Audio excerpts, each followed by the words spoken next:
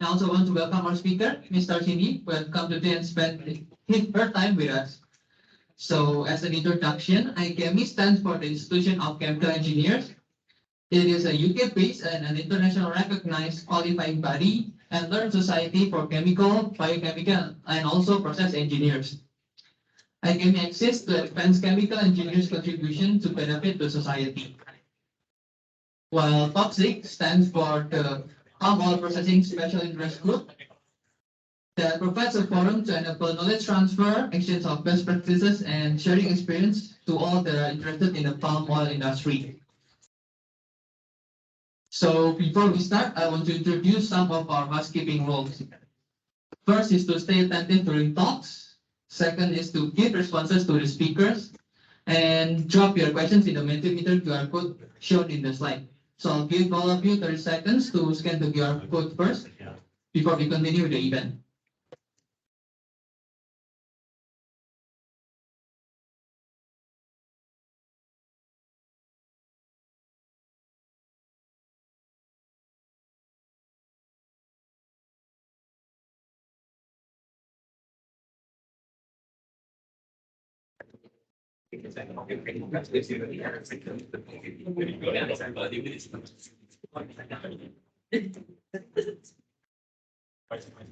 Alright, so the last one is to please enjoy the event because I'm sure today all of you will know what IChemE is and we're going to learn a lot from Dr. Lim with his POPSIG talk event. And now regarding the timeline, first we're going to start with the SMUM IChemE Student Chapter introduction by our president, Mr. Teck, and then continue by the sharing regarding IChemE by IChemE Malaysia's representative, Mr. Chini. Then we're going to have a short toilet break of 5 minutes before we continue with the POPSIG talk by Dr. Lim at 4:40 p.m. Then we're going to have a 10 minutes Q&A for the POPSIG talk before we're going to have a photo session. And please be reminded that the IChemE membership registration and the Q&A will be started at the end of the event, so please don't leave before the event ended. So without further ado, I would like to call the president of SMUM IChemE Student Chapter, Mr. Teck, to give an introduction to IChemE Student Chapter.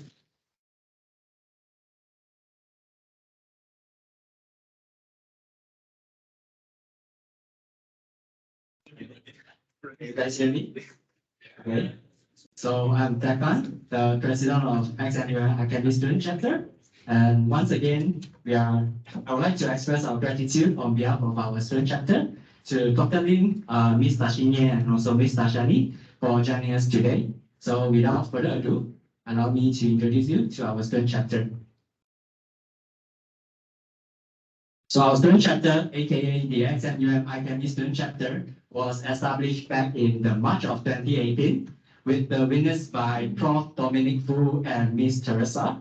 And our student chapter was established to demonstrate professionalism and social responsibility through various participation of activities. And also we aim to train our CME students in terms of their leadership skills while working under multicultural environment.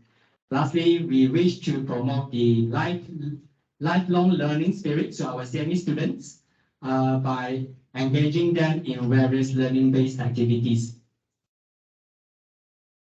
So we are the 5th batch of the board of committee, and in the past, our seniors have organized various major activities. So for instance, back in 2018, our seniors have organized the site visit to Yakult, and in 2019, our seniors have collaborated with POPSIG for the POPSIG Roadshow.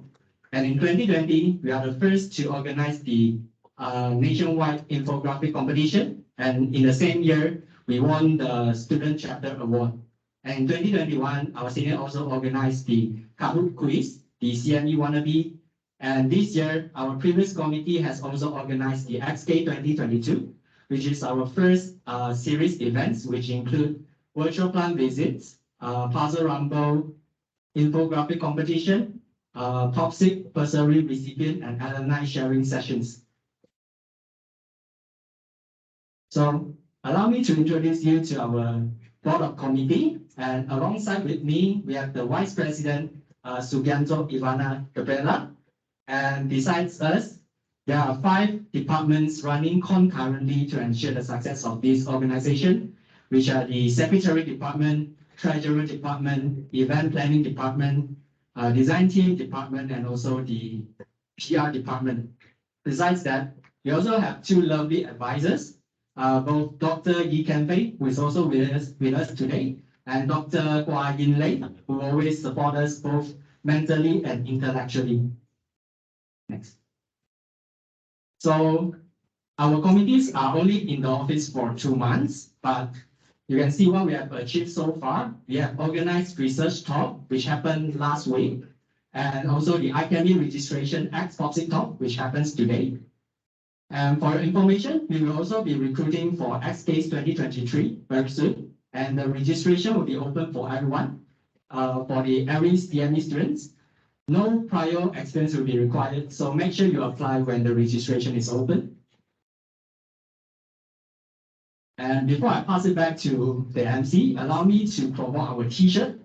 So as you can see, we are clearing our stocks, and the t-shirt I'm wearing is what we are selling. So we are selling it at 25 ringgit per piece. And as you can see for our models, for girls, you can make it into crop tops. And for boys, you can make it into any dry t-shirt. So far we have only XS shirts remaining. So if you're interested, please make sure to contact our treasurer, Mr. Marvin, who sits at the back. Okay, that's it. Yeah, there we go. And thank you very much. And be sure to follow us on our social media for any updates on our future events. Thank you.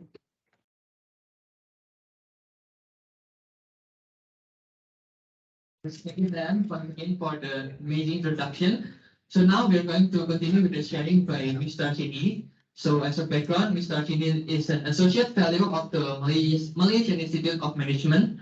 She has close to 15 years experience in the strategic management and planning, and a record of progressively challenging roles in MNC as well as public sectors. And today, as the country manager of the IChemE Malaysia, Mr. Chini will be introducing to us what IChemE actually is, its importance, and the benefits of a member. So please give her a big round of applause, guys.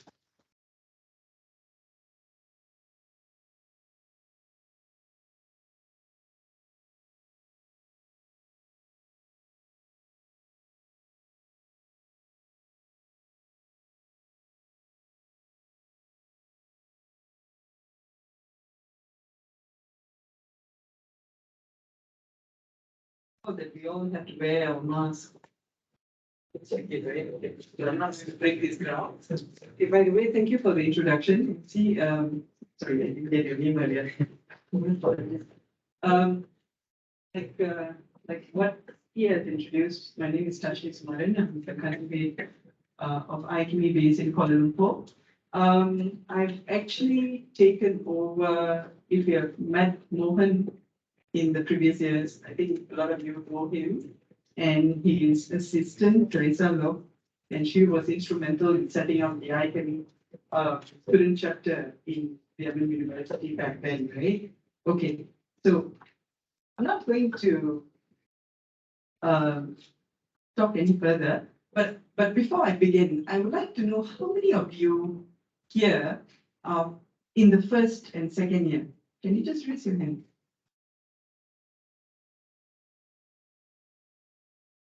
Okay, almost all of you. All right. Okay. So, without further ado, I'll just begin, yeah? Okay, if any of you already a member of IChemE, I urge all of you to go back to this portal of yours and make changes if there are any. Okay, so that you get the relevant information in time. And for those of you who are yet to be a member of IChemE, this is predominantly a session to introduce what IChemE is about and what are the offerings we provide today. And this is the form that you probably will have to get through or get to it at the end of the session. Yeah, so next slide, please. Okay, this is an overview of my presentation today. Yeah, there are many reasons why you should become members of IChemE, but I'll go into more detail in the coming slides. All right. Next slide. Yeah. Okay, what do you know about the IChemE? How many of you know what IChemE does and what our role in the society as a whole? Any one of you? Right. So anyway, IChemE is a non-profit organization, yeah, and most importantly, it is volunteer-led membership organization for chemical, biochemical, and process engineers. Okay, not only that, but this is the only body that award chartered chemical engineer status. All right, and it is recognized internationally.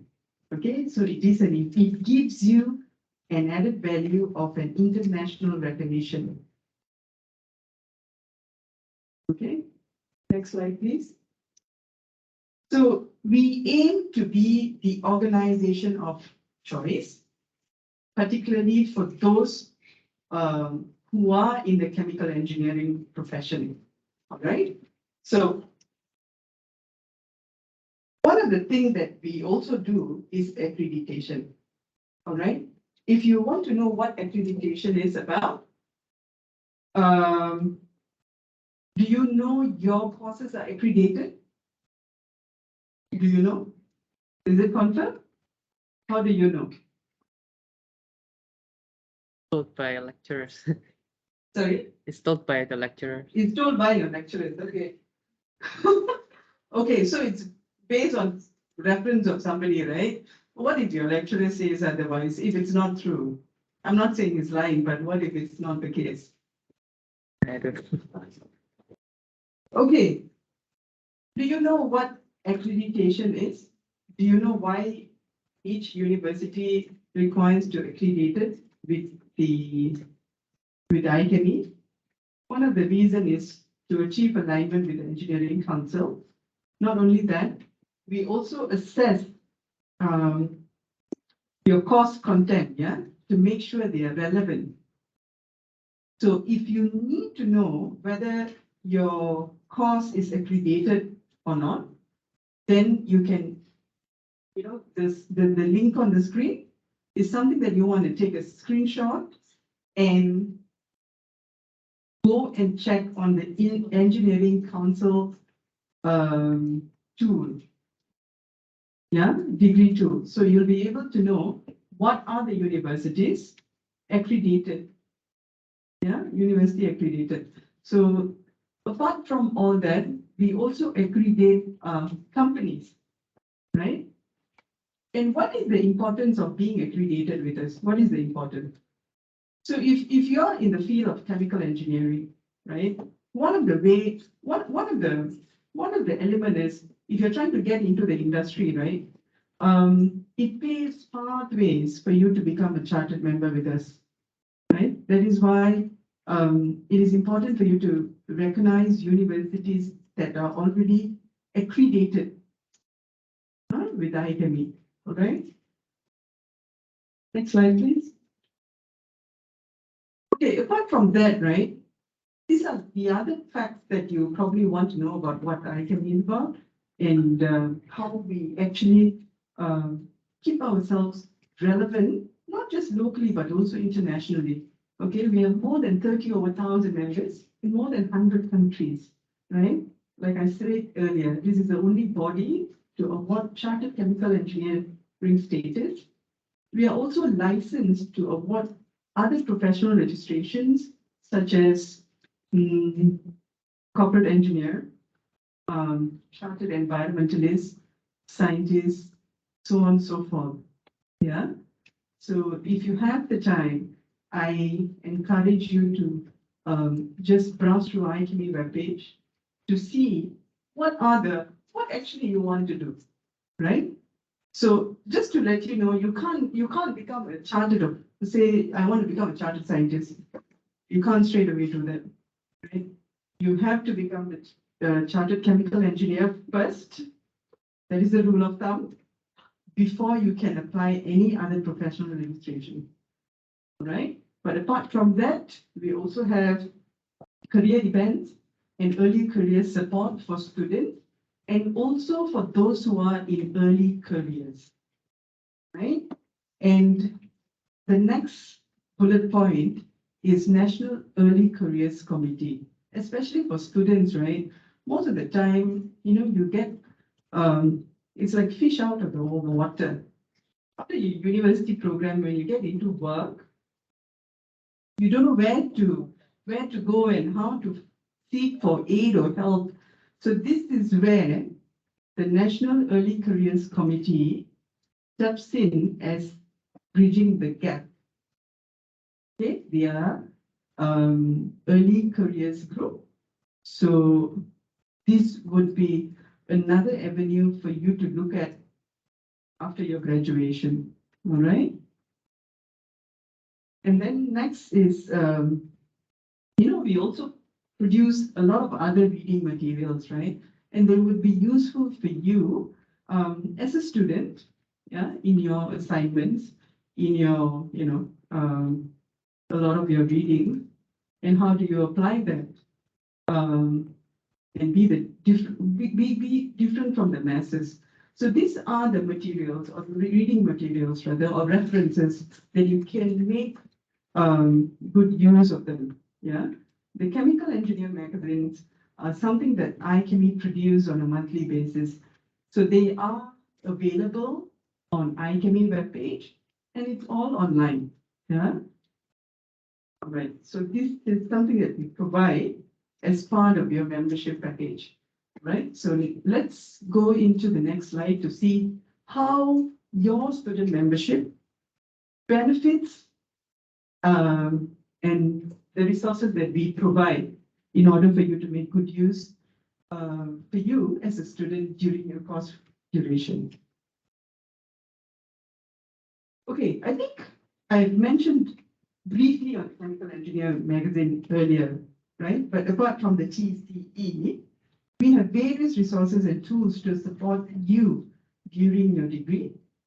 As you can see, K-Novel, Novel rather, it is actually the e-library, okay? And they also provide you analytical and problem-solving tools, okay? And then we also have Loss Prevention Bulletin, the LPB. They are the leading source of process safety case studies with a 40-year archive of lessons learned from accidents, right? And also the Knowledge Hub. You can access through thousands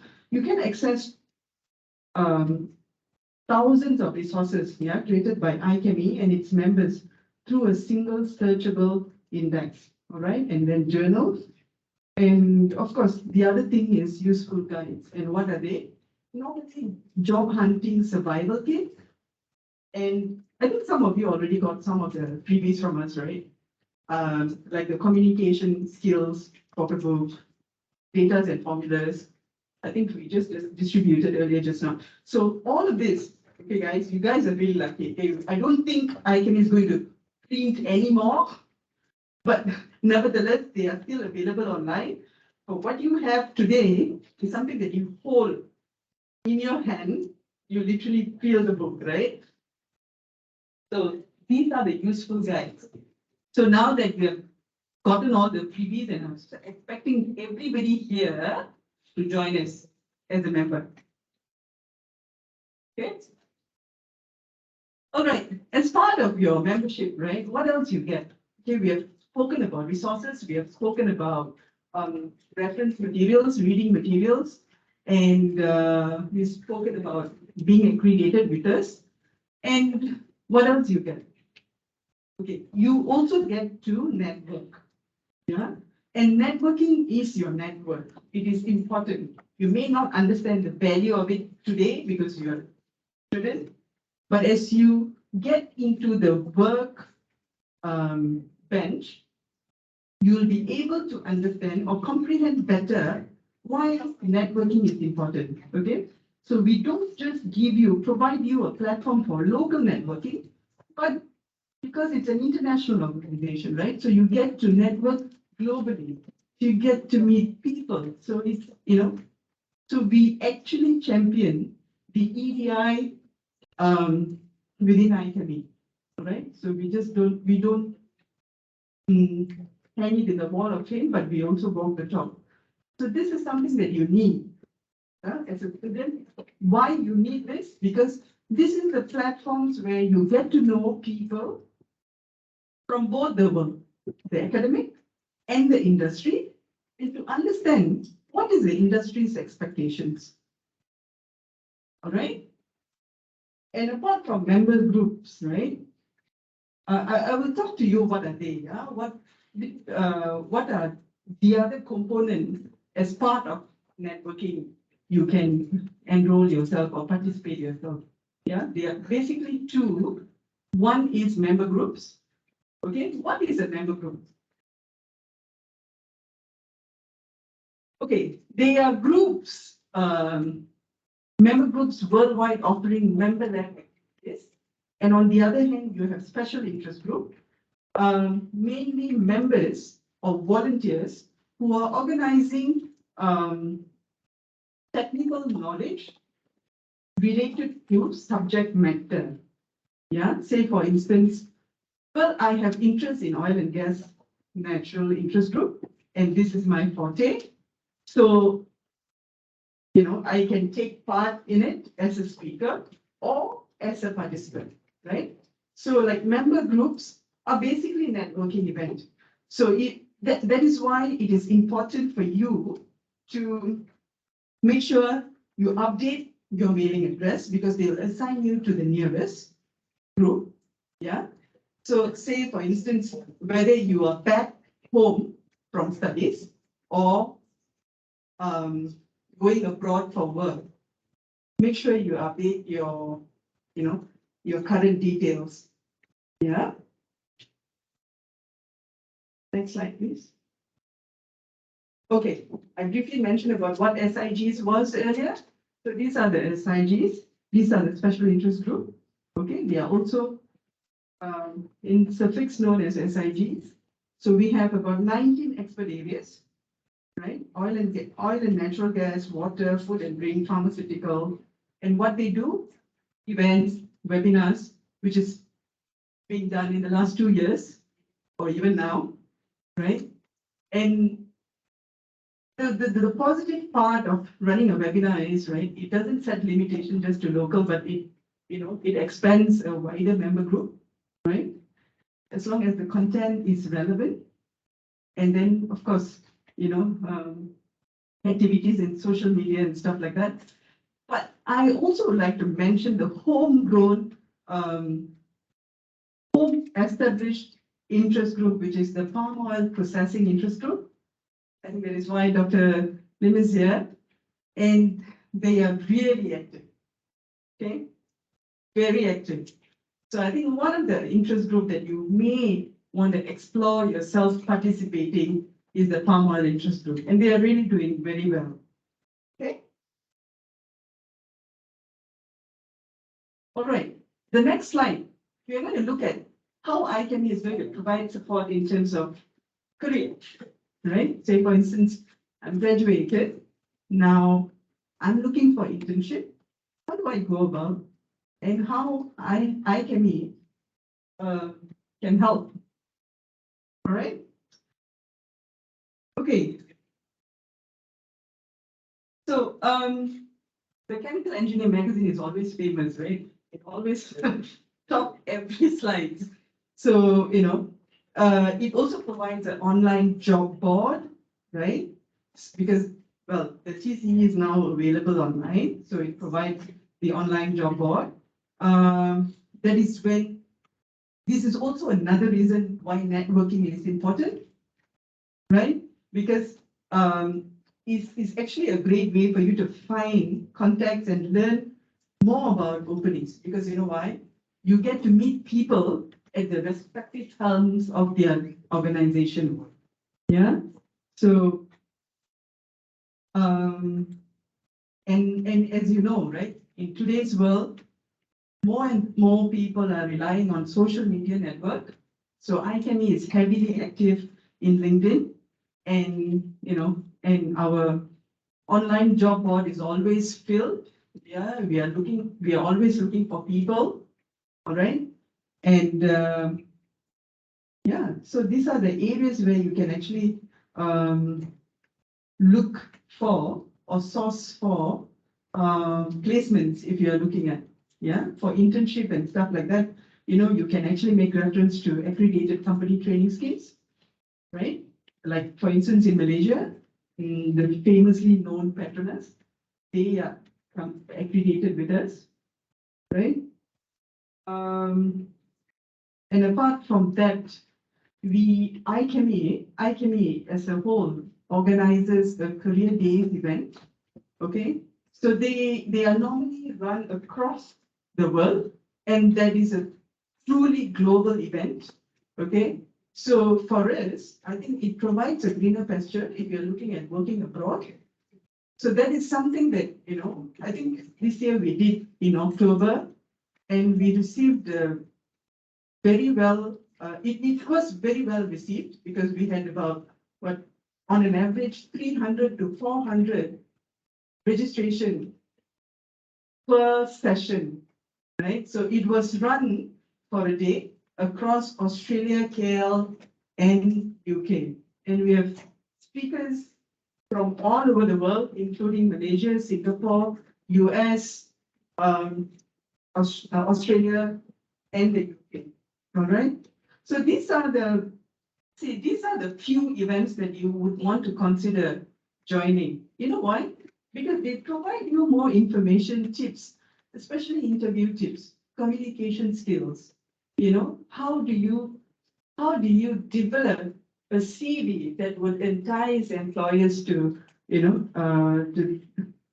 enhance employability. So these are the events that you can actually make the most out of your membership. And then they are free, yeah? There are no charges. Okay. Next slide, please. Okay, I briefly mentioned about IChemE X companies. Okay, we talked about university accreditation. All right, IChemE also accredit companies. We normally what we do is we get invited to assess the first 4 years of graduate training to ensure it's relevant and guiding you towards your chartered qualification.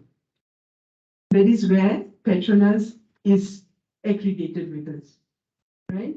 So you will see on the slide that currently shown, and these are all X companies, yeah, IChemE X companies. You can see Petronas somewhere around there, right? Very small logo. And as you can see, right, we have broad range of sectors. They're not just oil and gas, yeah? I think this is a cliche that we always get among students. If you're a chemical engineer, then it's just the oil and gas industry. That's not the case. Okay. Right, next slide. Okay, so I'd like to just urge you students to make the most of your membership. Yeah, so the more you get involved is when you see the value, right? If you just pay your fee and you do nothing about it, of course you will keep harping and complaining the same things that, how does IChemE give anything because you don't make the most out of your membership, right? It's as simple as what you go through in your life. Next slide. Okay, so what are the guidance and resources that we provide? Okay, say for instance, you are in POPSIG, yeah, the palm oil processing interest group, and this particular webinar that you want to attend, but say for instance you have classes and you missed it, don't worry about it.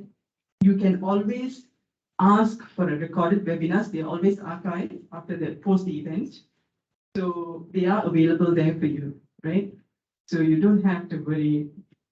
even if you are not able to attend, when, time is very, very crucial and,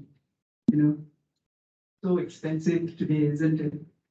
And careers fair, like I mentioned earlier, this is something that will keep you updated as well, on a yearly basis. So make the most out of it, because guys, these are all events and activities which never going to cost you anything.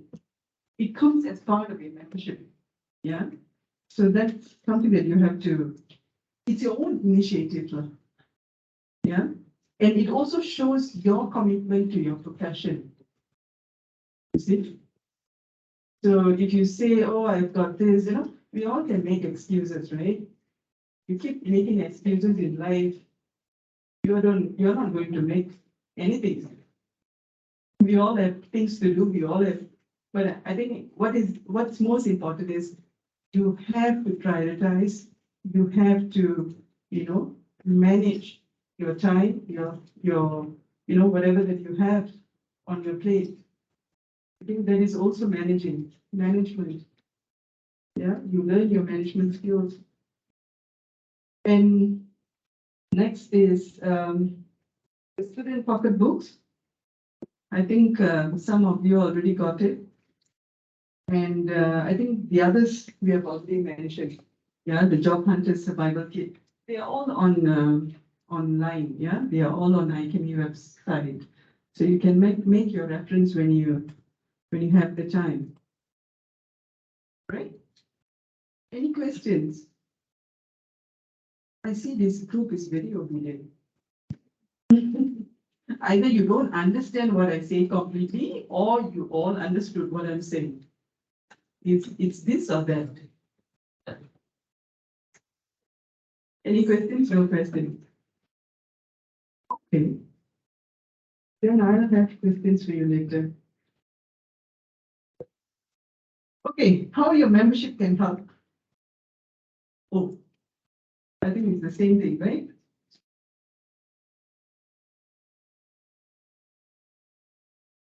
All right. So I think we mentioned earlier, most of it is the same. Yeah, the videos. So you can have the recorded webinars just in case if you missed the session. Career fairs, which I told you earlier, don't miss it. That's on an annual approach. And then resources and practical job searching advice. Okay, they are on IChemE webpage, right? And then professional development. So you can get involved in most of the webinars where people do talk, pre-talk, especially when it comes to member groups and SIGs. Okay, we'll keep the students informed about it, and then technical expertise, through the SIGs and member groups. This is part of your package, so it's for you to make the effort and initiative to join as much as you want to, yeah, and they are free, they are free, all right. And well, that also displays your commitment to the profession, yeah? How much you want to know, whether you're intrigued to know about what's happening, what's latest, all right. And also the networking event, the importance of networking and mentors. Okay, now this is something that I would like to emphasize here. If any one of you are looking at becoming chartered, all right, networking is certainly very important. You know why? This is the platform where you get to meet people, not just meet people at the helm of their organizations, but also you get to identify your mentors. The mentor, when you start your application to become chartered, that is one of the requirements. All right, guys. So don't take things lightly. I know you only pay £22 or £26 now from next year onwards. Don't take it lightly. I know all of you got a lot of money. Okay. All right. I'll come to the fee later, right? But don't take it lightly. Huh? The most out of it, guys, You're not going to get this anywhere. Okay? You don't get this from BEM, you don't get this from IEM, you don't get this locally, right? Okay. Next slide, please. your membership journey. Yeah? Let's see what happens. Next slide, please. And why must you join us? Is all the reasons I told you earlier. Plus, as a rule of thumb, you have to first be in the membership, right? So at your stage, right at the bottom, if you can see the orange colored bar, student member, that's where you join us. All right, like you join us like now today. All right. Okay, so as you can see, you can also see different grades up there, right? The thing is, right? So say for instance, if you join us today as a student member, you only pay once, right? Say for instance, you see the fees are going to increase next year. Huh? It's going to be 26 pounds. You become a member today, it's only 22 pounds. Okay, and you upgrade to affiliate member. Okay. Yeah, you upgrade to an affiliate member after your graduation. That is for another year. Okay, say for instance, your course duration is 4 years, plus another year as an affiliate grade at no cost. So that means you only pay 22 pounds, sorry, 22 pounds today across your 4 years duration, plus 1 year as an affiliate grade member. I think you get a good deal. You just divide, leverage it across 5 years. I think your Starbucks cost you a lot to know. Tell me, none of you buy Starbucks here. I don't believe you guys now. Huh? Okay. So if you are thinking, I know a lot of you have these questions at the back of your mind. How long does it take for me to apply or make an application to become a chartered member, right? Because as you can see, there's a lot of various grades here. I'm not going to talk about technician member, okay, because we have MBOT here in Malaysia. So I think that's more relevant. So for us in Malaysia, that seems a bit clear responsibility for now. So I'm not going to talk about it. But associate member, right? What is the difference between an affiliate and an associate grade member? Okay, in the previous years, right? If you're a student member, you get to escalate to an associate grade member for free, right? That has changed now. You only get to escalate to an affiliate grade member for free, okay? The only thing that is different is, if you're an associate grade member, you get to use the post-nominals of IChemE, okay? But for an affiliate, you don't have a post-nominal, right? You want to find out why, then you can find out in your 4th year. Okay, all right. And on an average, right? Let's say you finish your course, you are at working bench. Okay, now I want to apply to become a chartered member, right? How long do I need to have an experience for me to apply to become a chartered member? I'm sure a lot of you are asking if you intend to become one, right? There's no right and wrong answer. It all depends on the jurisdiction that you're working upon. But it would be good for you to have at least 4 to 6 years on an average, right?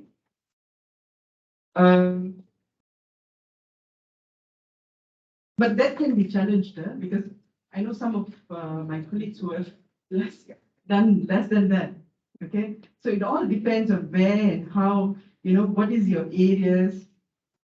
Okay. Next slide. I think we have come to the tail end of my presentation. Do you have any questions?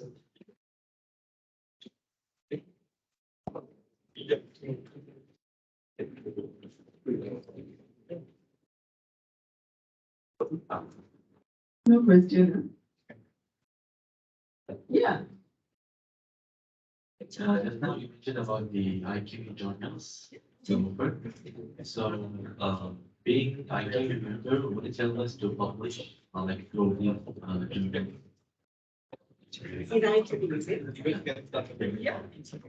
Yeah. So we have this communities practice team, right? If you go and look at our IChemE webpage, we have a COP team, which actually discuss on matters which are technical, right?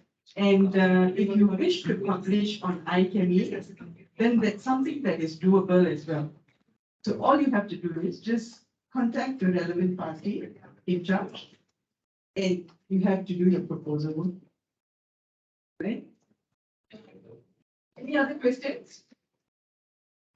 Oh, I want to ask for the, just now you said the special interest groups, right? Yeah, And that you have a regular meeting. I asked. Oh, it's the member group, is it? Yes. For the meeting, how do you usually conduct the meeting? Okay, there are two different. The special interest group is something to do with your technical expertise in a specific area or subject matter. The member group is basically divided based on your geographical location. Okay, just in case if I'm in something Timbuktu, I'm not missed out. So you still have a team, meaning you still belong to some community, yeah, where you meet people, new people, right? Yeah, so that keeps you updated with what's happening, because in the last 2 years, there's rapid changes to the membership process and application and so on and so forth. So did I answer you? Yeah. Yeah. Thank you. Any other questions?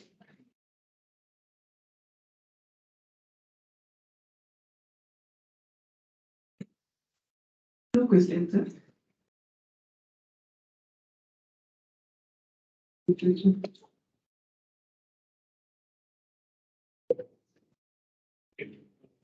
So no more questions for Mr. Singhi. Okay, so please give her a big round of applause for the contribution. So now I would like to invite Dr. Lee as our advisor to give an appreciation gift to Mr. Singhi.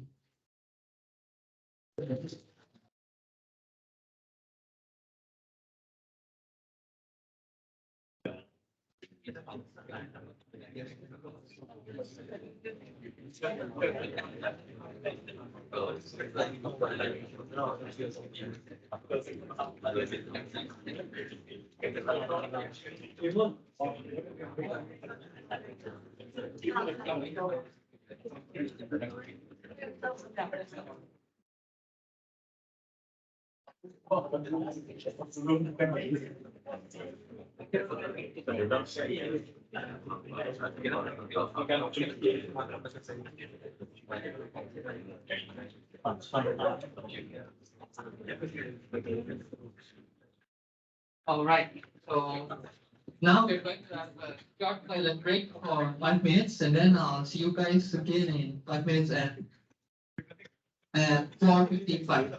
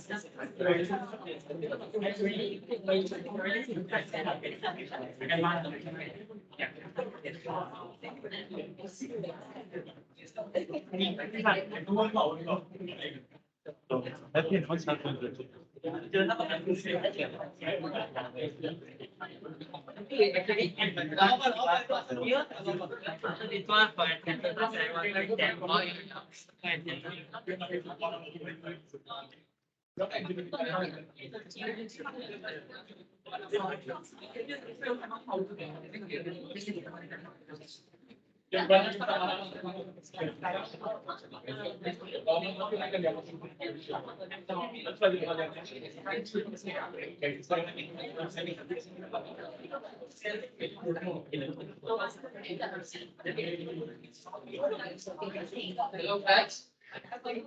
Hello guys, good evening. So we're going to start, we're going to continue with our POPSIG talk event. So as an introduction, today we're going to be delivered a talk by Dr. Lim Hsion with the title of Industrial Revolution 4.0 and using the heads-up safety method to study IR 4.0. So Dr. Lim is a PhD and a Master of Engineering in Chemical Engineering, who entered his career as a risk and safety consultant, researcher, and academician. He started his career as a consultant in the oil and gas industry 10 years ago, involved in various projects related to process safety reviews. And currently, he holds a position as an assistant professor at the Heriot-Watt University Malaysia, delivering courses related to process safety and plant design. His recent works include the adaptation of HAZOP methodology to identify research gaps in the palm oil industry towards Industry 4.0, mathematical modeling for optimum oil palm harvesting and evacuation route, and economy and also sustainability analysis of drone applications in oil palm plantations. He works with industry stakeholders to understand the challenges and to explore the potential adaptation of Industry 4.0 technologies and its optimum adaptation strategy. So please give a big round of applause for Dr. Lim Hsion. Thanks everybody.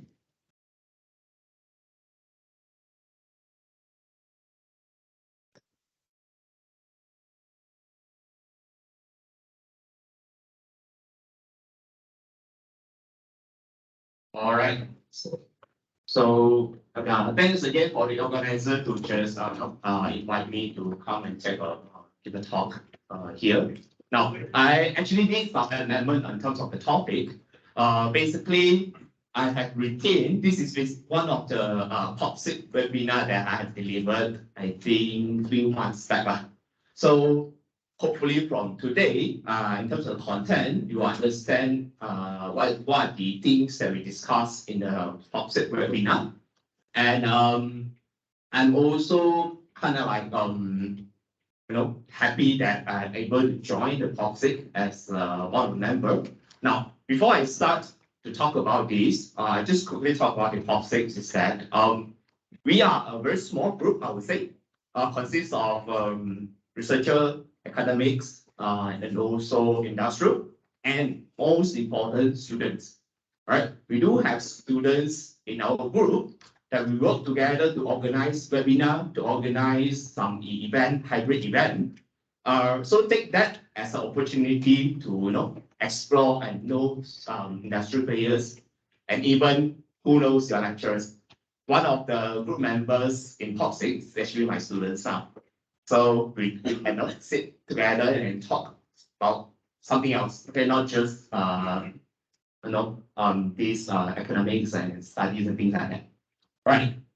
Now, without further ado, so basically this will be the topic of today. And I'm going to look at, discuss what are the challenges and also the potential of Industrial 4 in the palm oil industry. I also will touch on the HAZOP.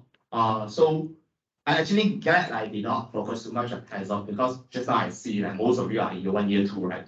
So before I go into, anyone have heard of what's HAZOP? I believe year 3, year 4 maybe, right? So luckily I did not focus too much on HAZOP. All right. Now, but anyone heard of Industrial 4? I think definitely yes. Yeah, if you have internet, definitely that you have heard about it. For those that have studied 3 years, 4 years, how can Industrial 4 link to chemical engineering? Or maybe year 1, year 2? No, what so far you have studied? How can what you have studied link to Industrial 4? Have you thought of that? Yes? Year 4, year 3 students? Year 4, you almost graduate already, right? Yeah. So what we have learned in the past 4 years linked to Industrial 4. Industrial 4 is potentially our future, right? Now talking about internet, no smartphones, everything. Machine learning, all right. Have you learned machine learning in your course? All right. Internet, okay, definitely everybody uses internet. Okay, but how? Are chemicals engineers no longer needed in the future? Yes? Why are you here then? Is it your parents asked you to come here? Or do you think that, oh, chemical engineering is because I love chemistry? Who had this thought? I love chemistry, that's why I got chemistry A, the rest is all B. So chemical engineering is okay at the back. Okay. How about this? All the front students? No? Okay. I had one of them actually. Okay, to be honest. I got in my SPM chemistry, I like it very much. And I look at all the things. Okay, biology failed, so I cannot be doctor. Alright. And then look at maths, okay. Chemistry, quite like it. Okay, I can be engineering. But okay, unfortunately, everybody knows what happened next time, yeah? Chemistry, not so much. Physics, mathematics, at least mathematics is better, yeah? Alright, so in general, it is very hard to relate Industrial 4 with chemical engineering. But how about palm oil industry? Like an agriculture industry. Is it harder or easier? This is something that we want to address today. Right. So the outline here is that we're going to look at the current stage, and then I'm going to address a little bit what is Industrial 4, at least from my personal point of view, and also what are the challenges. Here I will share some of my recent work, where this is basically some of the things that POPSIG as a group of academic researchers will address this kind of things. Basically, we are very interested in the industry, and they try to solve certain problems within the industry. And also, how do we move towards this, what we call it palm oil industry 4. All right. Now, in the current palm oil industry, it is very, very difficult for us to say, okay, now the stage is at industrial 1, 2, or 3. Definitely we're not at 4. Right? The reason is at a different stage. For instance, if you look at the plantation, okay, we are, we say, still at industrial 1. Okay, it's highly labor intensive. Okay, who to go and collect the fruits, harvest the fruits, all are using labor. Okay, anyone know why we can't automate this?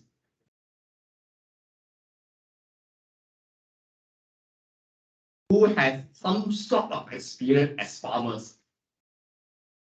All right, one, good. Okay, do you have the answer on that? Why we can't automate that? I don't know the technology, anything. Very costly, expensive. Why very costly?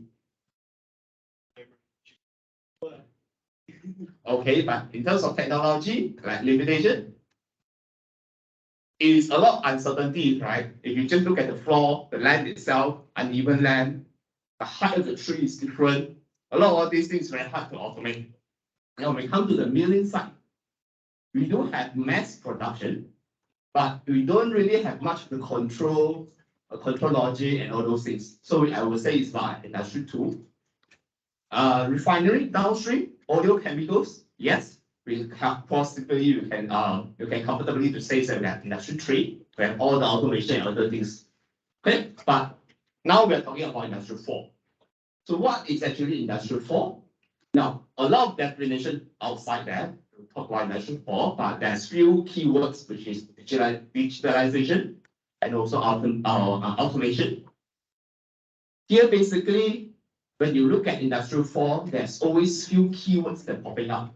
You know, smart sensors, robotic, Internet of Things, cybersecurity, all this big data, cloud computing, etc. Okay, there are so many things that we part of the Industrial 4, and that of course great. another problem here is that, first of all, okay, this is basically what we call it like enablers. So the first question here is that, do we have to incorporate all of these things? Then we can consider our industry is industrial 4 or not. If yes or if no, okay, but which of these elements should be implemented? Okay, these are something that basically the challenges that we need to answer this kind of thing. All right. So I'm going to show here some of the things that I've been published recently on how do we address these kind of things. Right. The first thing is, just like you, I'm a chemical engineer. Okay. When I start to explore industrial 4, I always sit there and think, how can I start? Because I think 3-4 years back, there's so many talks about industrial 4. A lot of research funding also leads towards that. So I need to survive. Okay? I need to come up with some idea. Okay? So the first thing I think, okay, since I don't know, then why not I use something that I'm more familiar with, in this case, which is hands-on methodology. Right? Now, for those that have learned hands-on, basically, it is implemented in process safety, and it is a very structured and systematic approach to review the process. Okay, it's basically a brainstorming activity. Okay, for year 1, year 2, maybe you learn in year 3, and then next time you try to relate back to what I said today. Yeah, what happened is in hands-on we have a systematic guidebook like pressure, temperature, high pressure, high temperature. We see the process. Okay, during the scenario of high pressure, what happened? During the scenario of high temperature, what happened? And that's the same approach. Instead of looking at pressure, temperature, we try to see what the potential problem of the industry, palm industry. Look at that. Different quality of the oil, different quality of the anti-fruit branches and all those things, and or even the quantity and etc. And we look at what are the potential problem here. I think the consequence will be the problem. And safeguard is there anything that have done to improve or mitigate the problem? And finally, we look at the recommendation is how existing industrial or IR4 technology can help. Okay, so using this approach, basically we can systematically identify what are the challenges and also what are the potential things that we can incorporate into the palm oil industry. Okay, now, of course, methodology-wise is very general. It can be applied to any other industry. Okay, but this is just one of the examples that basically we use the palm oil industry as case study. Right, from there, of course, we can identify a few of these features, also called potential implementation. Okay, now, that is just about the review of the scenario. Okay, here we identify how we incorporate, but actually how we can incorporate is, again, we'll talk about this in the next slide. That before I go into this, my PhD is I'm working with process optimization, where I use mathematical modeling basically to try to optimize a certain process. Okay, try to look at the optimal process pathway, etc. Any of you have learned process optimization? Pinch analysis? Year 3, year 4? 3 or 4? 3. Maybe okay, because majority again, year 1, year 2. So process optimization, basically we try to identify which process is the best process. Okay, most efficient, maybe most cost effective. Okay, there's one method is we translate all basically the mass balance equation into a coding, and then we solve the mathematical model to get the best result. Right? So I use the same approach, but used in this palm oil plantation. What you see here is all the dots represent tree, okay, the oil palm tree, and the idea is how we can get the best or the shortest distance. Okay, assuming that the farmers have to go each tree to harvest. Okay, and basically I use a mathematical model to come up with a series of the model, and the model will tell me, okay, this is the optimal path. the shortest pathway that you can collect all the trees, okay, that have oil palm with it. Okay, and of course there are several methods or several I would say approach. One of it, if you see on the left, is basically a multiple trip system. Why you need multiple trip is because maybe the wheelbarrow or the collector that you have limited space and load. So it can't collect everything at once. Then in that case, you can see these two are the same case. One left-hand side is with the load limitation. And then we know that, okay, minimum we need 3 trips. The right-hand side is if you have a very big collector, then you can just go everything in one go. Right? So it is something can be used as a GPS basically, okay, in a palm oil plantation. Okay, but of course all this is ideal. There are a lot of challenges. For instance, how do we input the data? Okay, someone will have to collect the data, right? Okay, it can be at the moment, of course, can be manual scouting, or we can use some sensors, cameras, or even drone, right, to scan the trees, and then they will automatically input the data to us, and then to plot out the solution. Okay, but this, of course, is at the moment still idea, but the fundamental of this modeling is already there. And another thing is plantation definitely there's no computer. Okay, but fortunately, a lot of smartphones now actually more powerful than laptops. So we can use smartphone, cloud computing, and things like that. All right. Now, another thing is apart from looking at the optimal pathway, when we introduce a certain new technology, we need to ensure technology is feasible. Okay, this is also something that can relate to these chemical engineers. Okay, basically what happened here is we look at the potential application of drone to apply pesticide, okay, at the plantation. Then we can compare, okay, different technology. In this case, we look at the knapsack, the spray tractor, and the spray drone. Okay, we know what is the capex, what is the opex, what is the efficiency. Okay, from there we can systematically evaluate what the costs and also the impact of respective technologies. And again, this is something that chemical engineer can do. So we just basically just like what you did is you evaluate different process pathway, but now I will evaluate different technology. Okay, and here we can calculate an ROI and etc. And this is just another kind of like a different approach. For those that know heat integration pinch analysis, okay, this is just a financial pinch approach to determine which is the optimum or which is the best technology.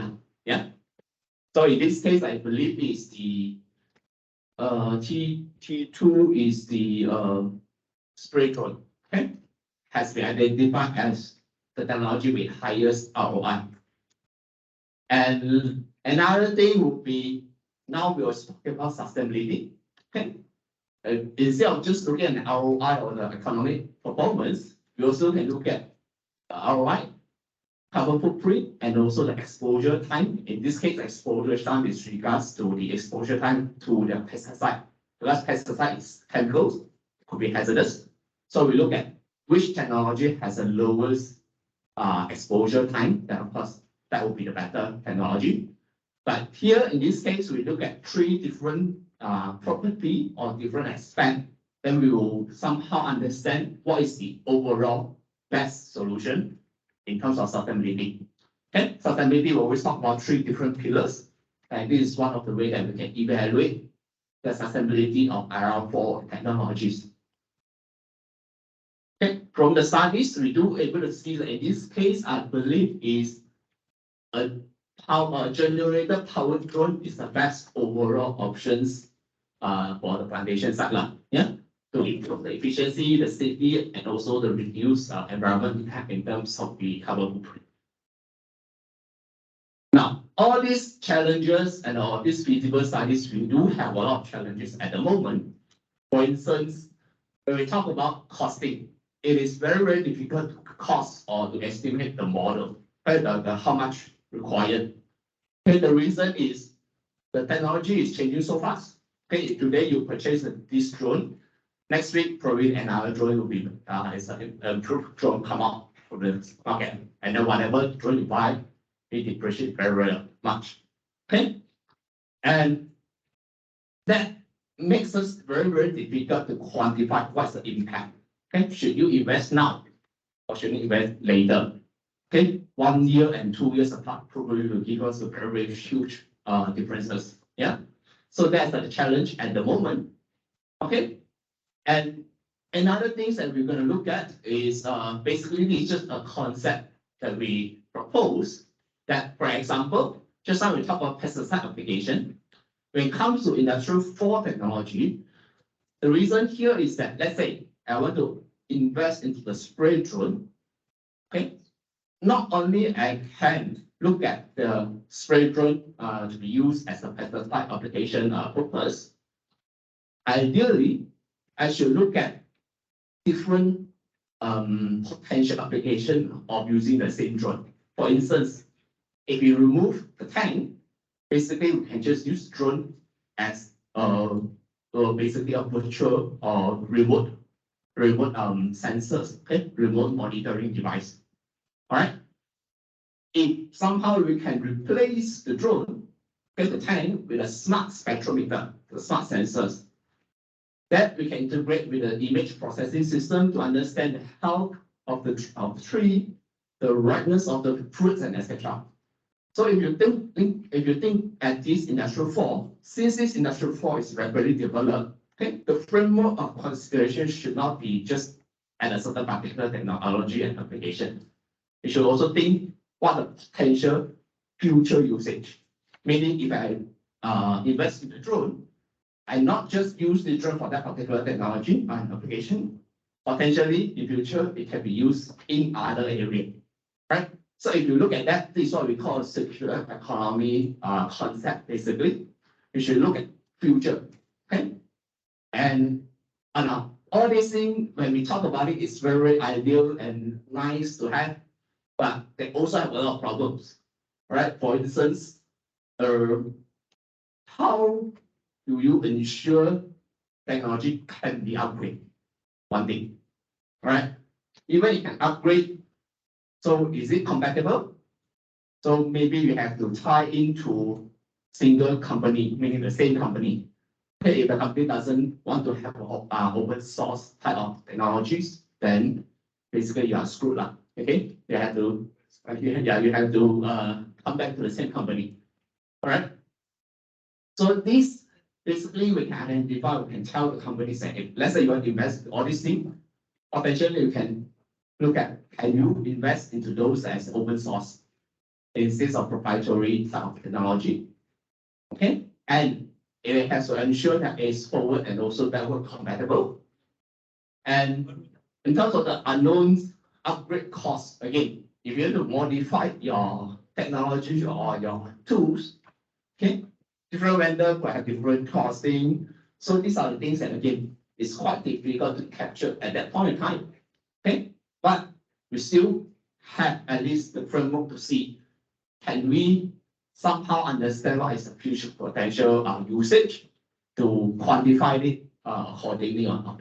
Okay, otherwise if you don't take the first step, if you don't know anything and you just simply choose the best technology and the current status or current performance, then you may come up with a less, I would say, less significant or less desired option. So this is just something that we propose to see that, okay, probably everyone should, when it comes to the industrial 4, try to think, okay, think of the technology development. Now, let's come back to this question again, is that what is industrial 4? Okay, so the first question previously we asked that, do all of the industrial 4 enablers need to be incorporated? Right? Of course, the answer is no. And the conclusion that we have now is when we talk about industrial 4, the technology is very, very specific. Meaning you have to understand what you want to achieve. Then we design the solution based on that. Okay? It is very, very difficult to have a technology that is generalized for all applications. Right? And so which technology, again, IL4 technology should be implemented. Okay, this is something that I talked about. It's very unique solution. So we need different application for different technologies. And that's the reason when we want to apply industrial 4 technologies, you first have to identify what's the bottleneck of your process, meaning what are the things that you want to address. And then you can decide what the next worst thing that you want to address. From there, you can only choose which is the most suitable solution for that. Can it be used for single worst problem, or you want to tackle a multiple similar problems with the new technology? Right? This is something that at least the direction we should move towards to. And what we can see here is that if we want, we do able to come up with a feasibility assessment. Okay? In terms of we as a chemical engineers, we do have capability to do that. Okay? To compare at least different application or different options that we have. But the challenge at the moment is the data, basically. Okay? We do able to make some systematic assumption, but of course, we have to bear in mind that there could probably plus minus 10 to 50% error or deviation based on our calculation. And this is some of the risks that we have to take. Right? Now, I think this is the last few slides is that how a power industrial can prepare towards this industrial 4. Okay?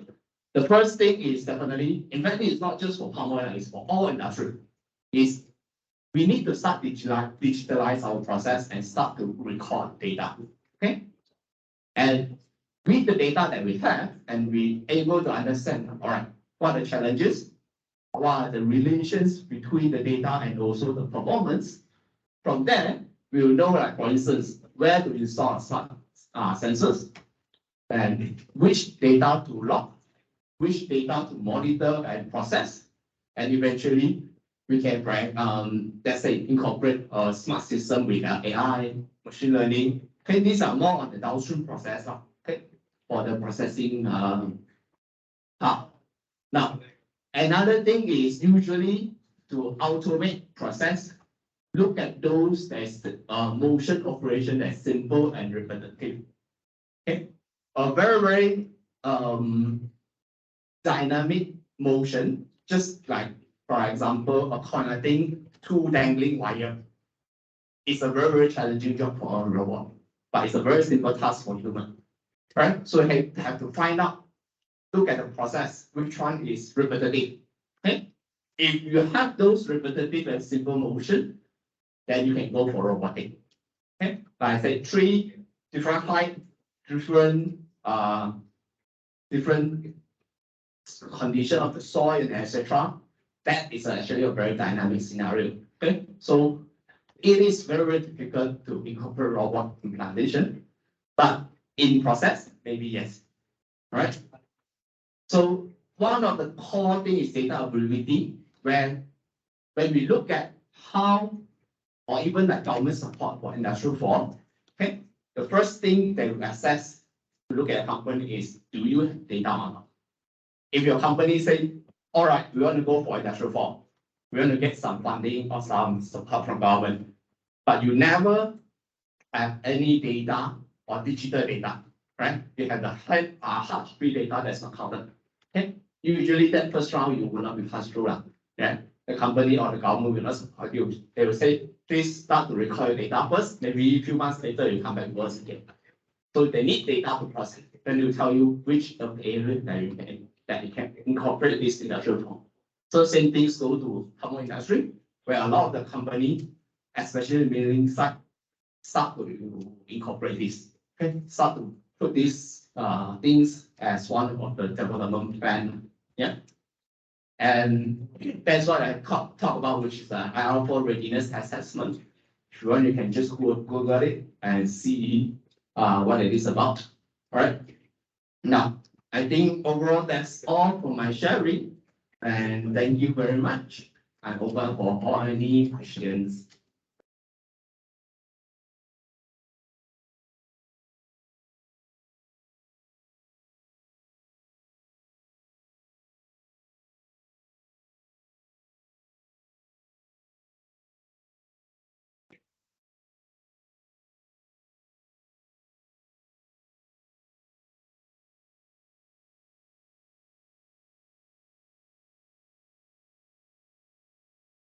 I'm also welcome any questions regarding POPSIG or even chartered engineer. I myself is also a chartered engineer to go through the process. Okay, maybe when you put in the question, I can just highlight the advantage of the chartered engineer as well. For me, I go through to get a chartered engineer and then I convert or basically do another kind of exam or interview with PM to get my professional engineer SIR. So that is one of the advantage of being chartered engineer with IChemE as well. Yeah. So if you want to know all those things, you also can put in the question. Yeah, if you have any object, you can just raise your hand and ask the question. But go through the platform, yeah.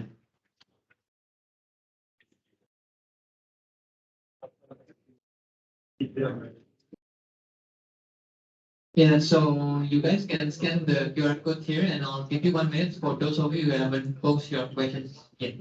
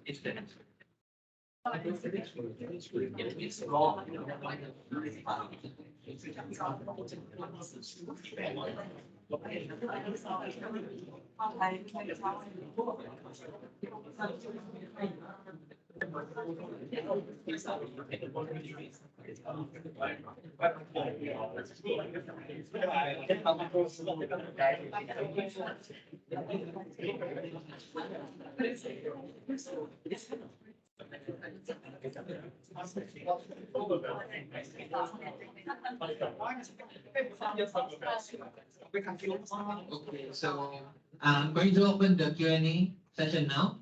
So the first question is that does that mean that we should start learning about data collection to ready ourselves for the future transition to industrial revolution 4.0? I think to answer this question,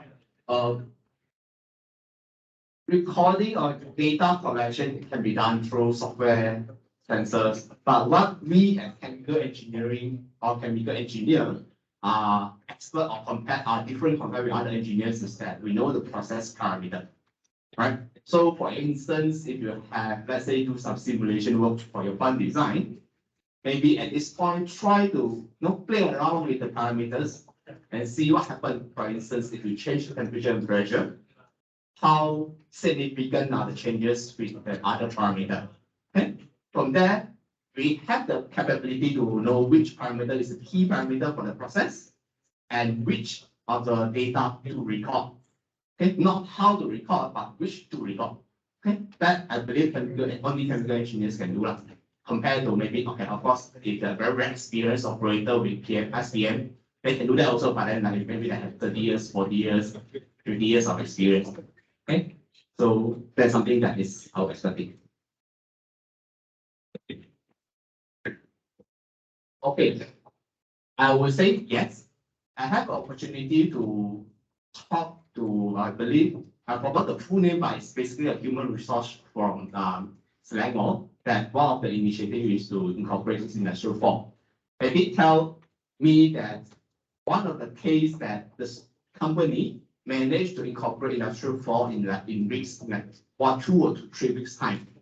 But of course, I believe that is a very preliminary implementation where they start recording and they start to do a simple AI to basically predict what is the production performance and things like that. But they do have success cases that can be implemented industrial 4 in 2 to 3 weeks time. 2 weeks is very fast. Okay. So it depends the company willing to adapt and do you have the data ready or not.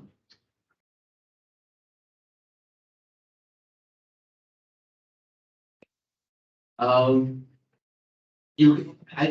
think the organizer you have my email. Okay. For those that willing to join, just feel free to contact me. Okay. In fact, I'm just also joined the POPSIG group not long ago, to be honest. All right.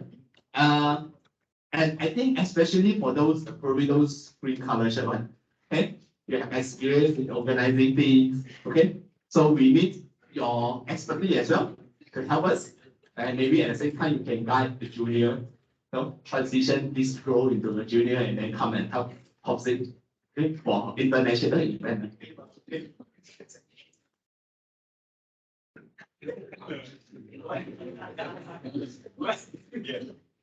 I want to say yes, but depends on your position and also your network.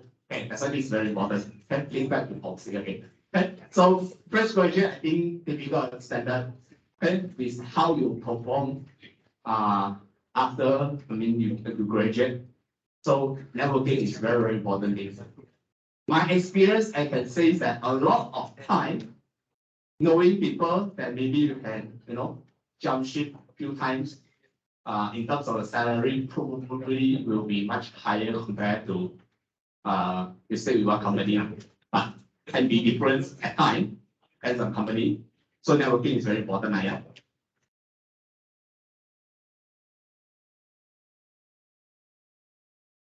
Well, this is very subjective, okay? And you can say POPSIG is not important at all, okay? You are not interested in avoid them, okay? But I also can challenge is how many products that you use is without hormone. All the chemicals, a lot of these pharmaceutical products, actually they have hormone inside. And the things that you like, frying things, fried chickens, all those things, usually they use palm oil because palm oil is the most stable vegetable oil for frying. So our group is trying to get a more sustainable production, greener production of palm oil. So indirectly, it actually affects you, but if you don't really care about it, then it's fine also. I mean, how important is YouTube to you when you have TikTok? Same thing.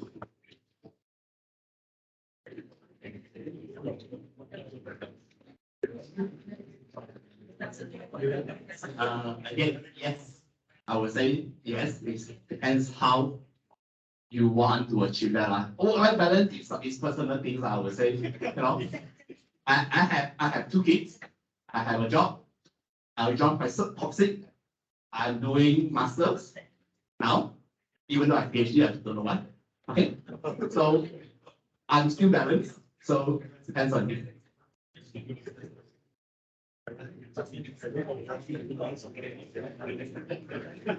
Please, I think let your lecturers answer.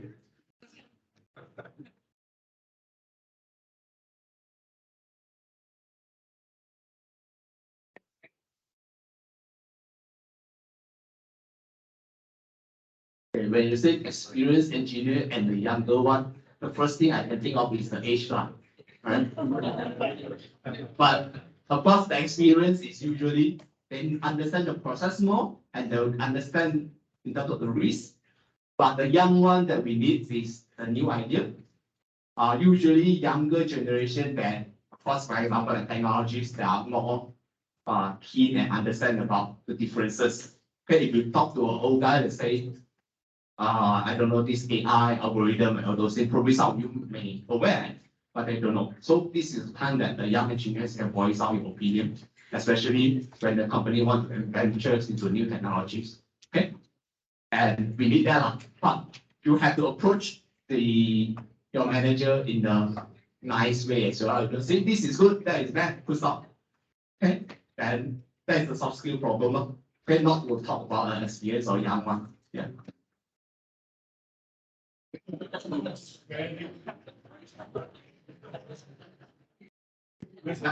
Okay. Sometimes I do students ask me this also, but I will always ask back. First of all, which year are you in? Okay. In year 4 to year 1. Okay. Year 1, maybe you said bright future or you can probably still think about it.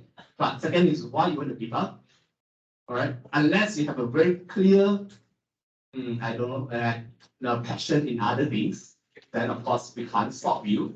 I also don't want some chemical engineering graduate and later you just do another career or what. But yeah, it's very sensitive again.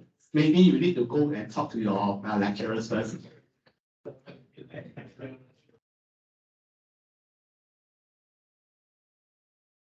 There's no good or bad.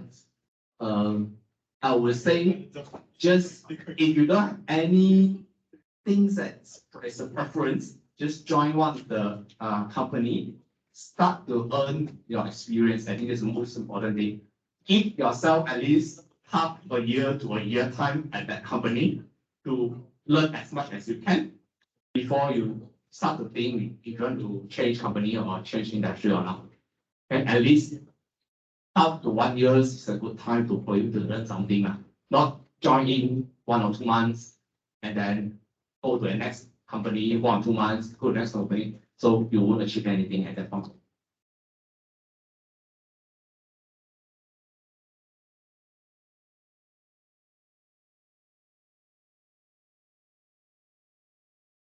Okay, so basically, yeah, we do have a lot of these research on the application of the drone or everything. Okay, but a lot of time, if you look at the research, they will look at the specific technology like creating a cheap drone or cheap application. Like maybe the background is more E&E or mechanical driven.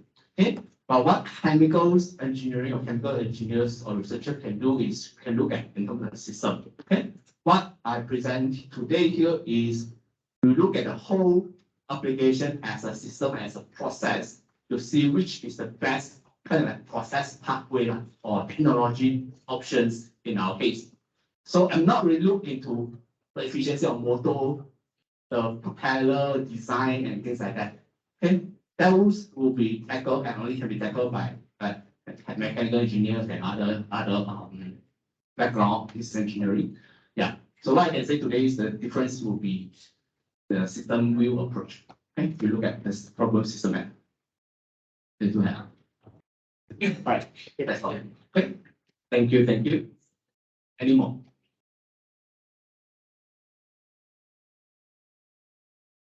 So now we're going to add a photo section. So I would like to call the photo.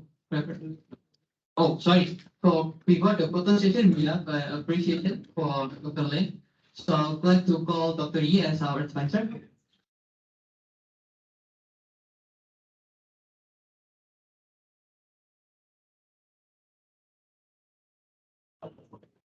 So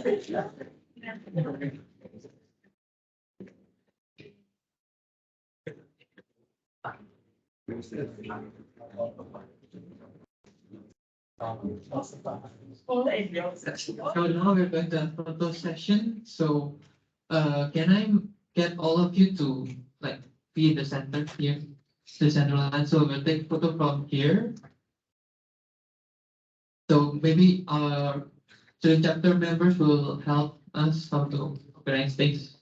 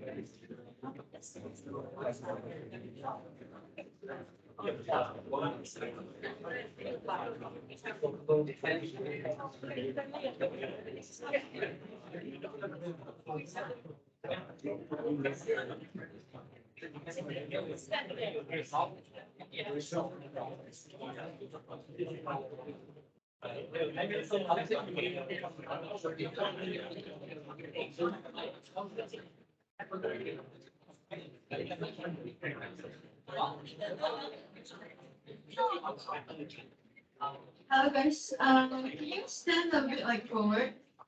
Not at the back, just like stand in the middle to the forward part.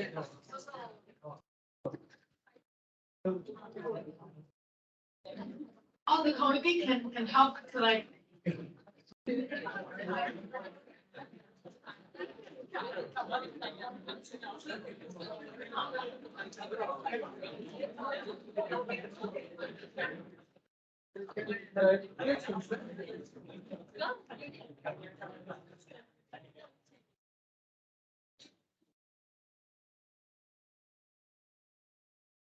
Probably you guys in the front can just like a bit down so that you.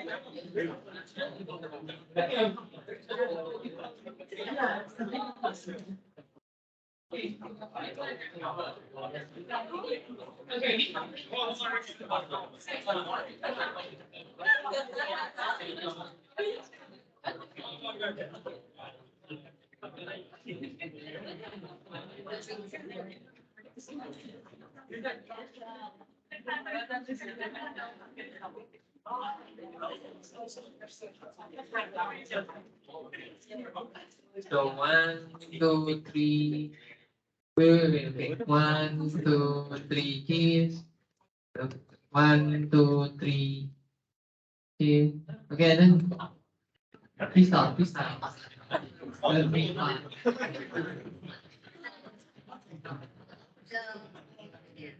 Okay, 1, 2, 3 keys.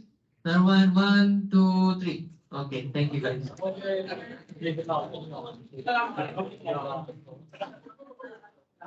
Okay guys, so only first we still have something. So this is the official IChemE membership registration that has been taught before by Mr. Chini. So there are several steps that you guys need to follow. So the first one is to open the website www.ichemE.org/student, or the one that you guys have been shown before by Mr. Chini. And all you guys need to do is just to fill in your personal information and contact details, your degree course information, starting and ending dates, and then fill in the payment details, and basically you're already a member of IChemE.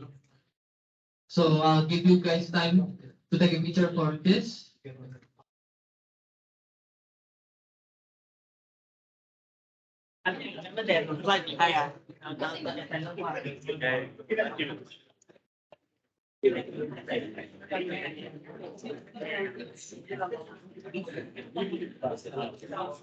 Okay, so other than this IChemE membership, we are also going to open for the XMUM IChemE Student Chapter registration. So for this, I'll let Marvin to continue. Yes, hello. Okay. Hi everybody.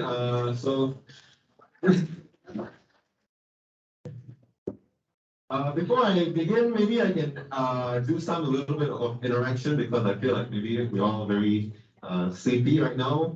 So can you raise your hand if you're from year one? Year one?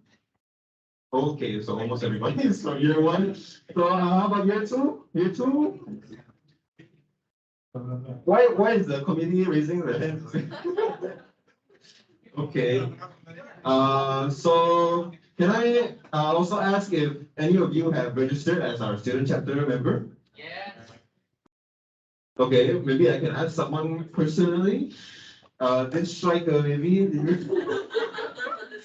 Have you registered? Okay. So maybe you might be asking, what is our student chapter? So what's the difference between IChemE and our IChemE Student Chapter? They're different things. So you might know that our university has a student union, right? So for the whole university, we have a student union. For TCM, the traditional Chinese medicine, they also have their own organization. So for chemical engineer, IChemE is sort of like the body that represents chemical engineers, CME students at Xiamen. So if you haven't registered yet, you should. In fact, like I have a lot of friends outside of CME. They ask like, oh, why you guys have IChemE Student Chapter? Why we don't have? Why IBU, let's say, we don't have our own organization? So it's sort of cool. It's like a community, and so yeah. So the registration fee is just 10 ringgit. So just for 10 ringgit, you get access to all our events, You can pay by bank transfer or you can pay by touch and go. And so this 10 ringgit will grant you access to our events. So those include seminars, industrial visits, also competitions. So for this 10 ringgit, you get discounts on registration fees, also member priority for industrial visits, and you get member exclusive events in the future. And also, it's an important point to note that we have a prize for those who register as our student chapter member. So before that, let me ask you, Matthew. You look like a very handsome guy, right? Do you work out? I do. Okay, and I believe for people who work out, sanitation is important, right? You're right. Okay, so let me ask this right again. Do you take a bath every day? Yes. Okay, so if you register as our student chapter member, we're proud to say that we have some soap bars for those who register from KLK Oleo. Yeah, so you get a free bar of soap. You get a free bar of soap.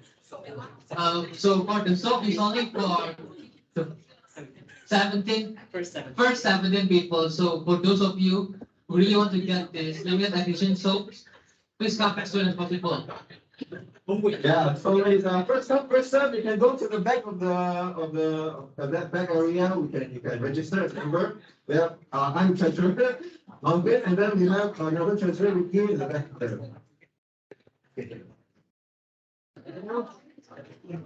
Please sign up. Don't fight.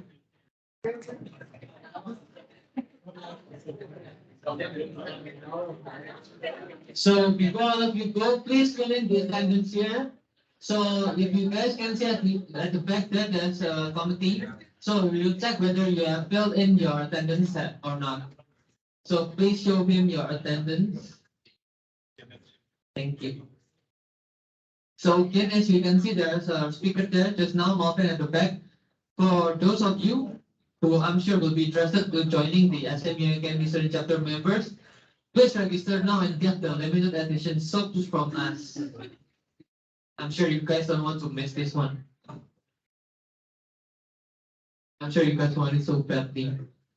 You know, these soaps, you can only take it now. There will be no more soaps in the future event, so take it now. Yeah, please queue correctly, and please don't fight. Because politely, I know the soaps are amazing stuff. Have respect to each other.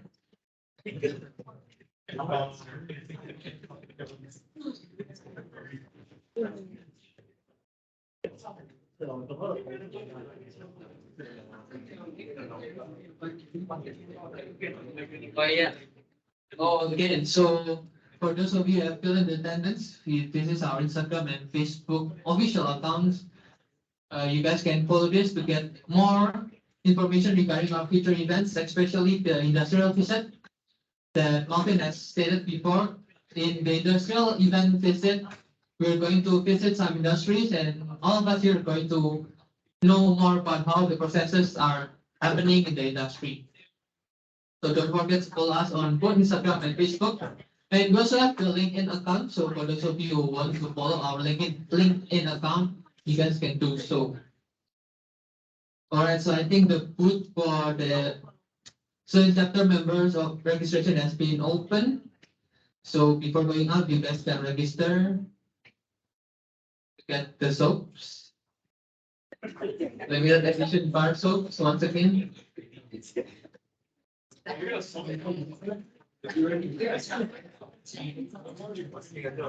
And I also want to thank you all of you for welcome today to our events, and I'm sure I'll see you again in the future events soon.